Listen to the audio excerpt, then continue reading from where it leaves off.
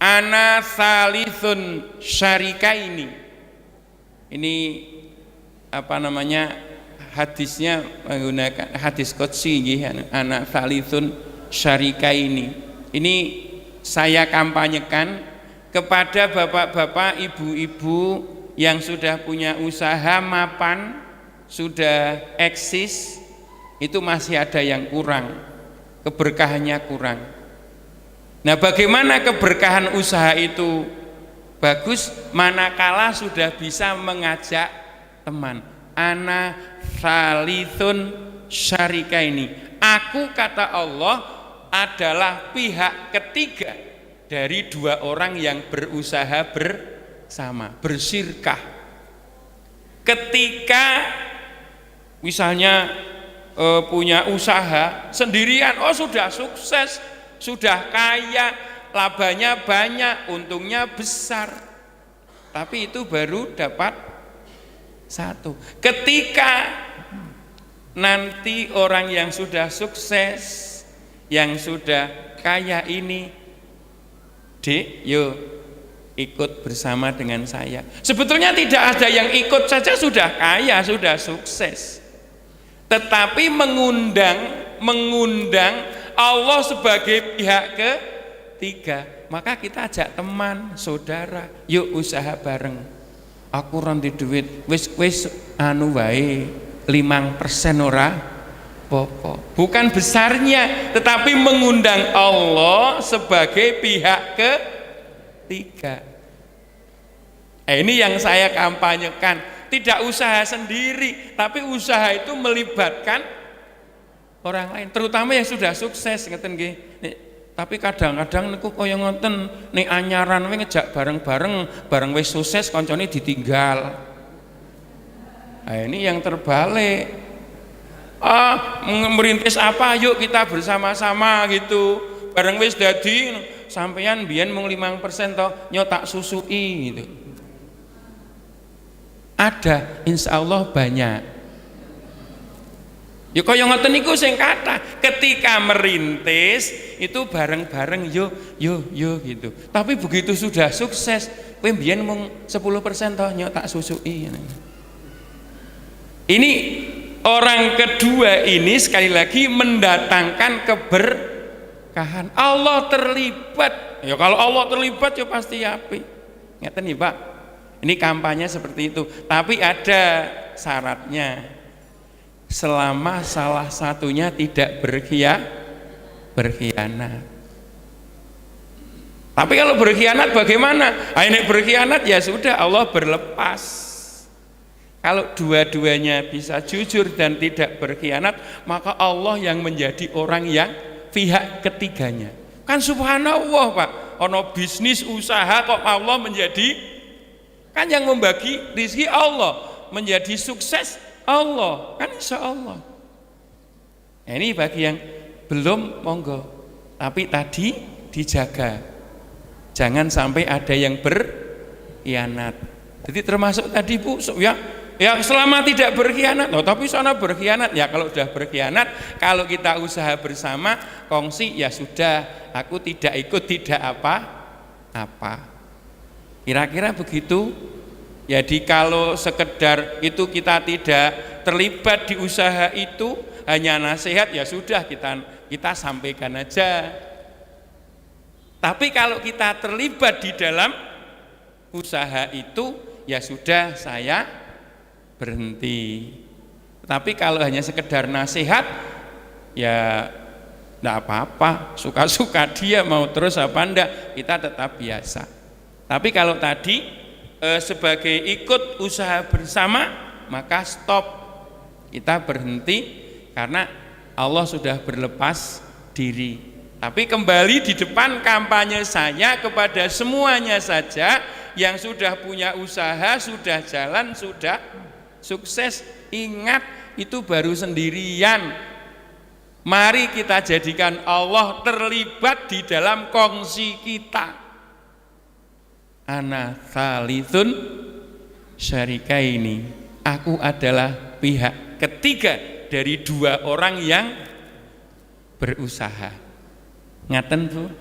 Inji. Mas, ada lagi? Silakan Bapak. Kalau ada. Tidak ada? Tidak ada, Pak. Terima kasih Bapak-bapak, ibu-ibu yang saya hormati. Yang materi kedua, saya memang sedang promosi Bapak-bapak kepada teman-teman yang sudah sukses, yang usahanya sudah jalan. Ujane pun mboten butuh modal, mboten butuh Pak. Tapi saya tawani anak talitun syirika ini. Alhamdulillah ternyata beberapa orang dan bahkan ada yang saya tawani, alhamdulillah Pak, saya sudah berdelapan ini membuat kandang baru. Alhamdulillah. Gimana? Betul, memang ketika semuanya benar-benar itu Allah Subhanahu wa taala menjadi pihak yang terlibat dan semuanya menjadi lebih baik. Ini saya tawarkan. Sebab yang terjadi tadi nggih kosok balen wau nek merintis we bareng ngoten ta nggih. Mengko nek wis dadi malah sing modal sithik-sithik di balekke ditomboki nggih Pak, ya seperti itu yang banyak. Aku mau 5%, kowe mau 10% kan itu.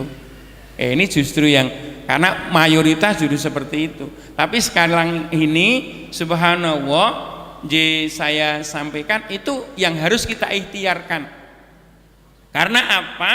Dalam kepentingan ekonomi, mohon maaf saya perlu matur, nanti di Indonesia ini pengusaha-pengusaha besar akan berusaha di samping modal besar, nafsunya besar dan ya serakah. Jadi akan diambil dari hulu sampai hilir. Kalau di Sukoharjo, di Kendal yang kelihatan misalnya mulai dari produksi pakan, kulit, pembesaran, ya Pak, sampai penyembelihan karkas, sampai penjualan, itu sudah di tangan satu perusahaan. Nah kalau seperti itu, mana mungkin modal kecil akan bisa bersaing. Lah ini untuk yang kecil-kecil modalnya kan hanya berapa? Dibom telurnya, dijual separuh harga. Yang peternak kecil kan wassalam tuh Pak, langsung selesai, tidak bisa bertahan. Nah setelah bertahannya mereka tinggal sendirian, mereka suka-suka menentukan harga. Ini yang terjadi akan banyak nanti di semua sektor ekonomi. Nah bagaimana kita berikhtiar?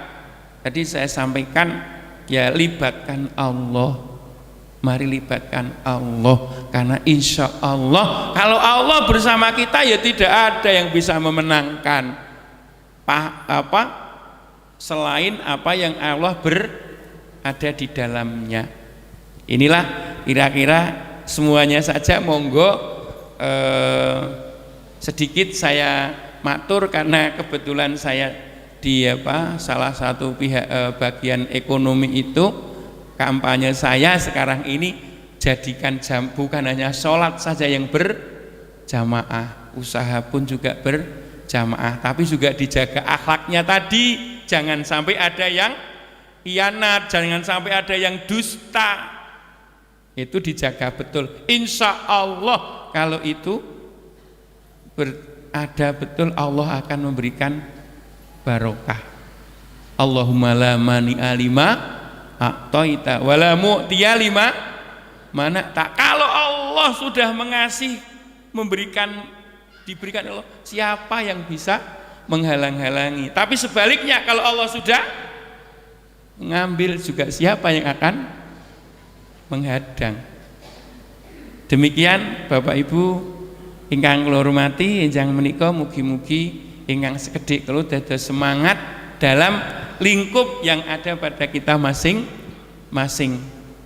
Dan insya Allah dengan demikian rahmat Allah mudah-mudahan adzan segera turun diberikan kepada kita, bencana juga akan dihindarkan dari kita. Allahumma amin. Khilaf salah saya menyampaikan mohon dimaafkan. Hadanallahu yakum ajma'in. Assalamualaikum warahmatullahi wabarakatuh.